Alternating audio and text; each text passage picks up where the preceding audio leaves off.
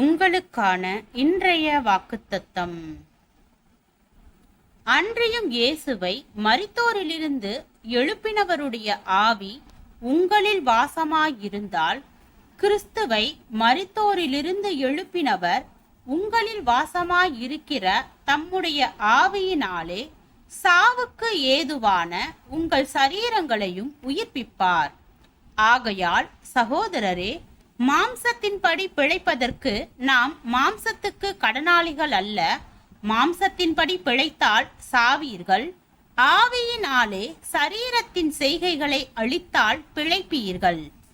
மேலும் எவர்கள் தேவனுடைய ஆவியினாலே நடத்தப்படுகிறார்களோ அவர்கள் தேவனுடைய புத்திரராயிருக்கிறார்கள். ரோமர் 8வது அதிகாரம் வசனம் 11 முதல் 14 வரை.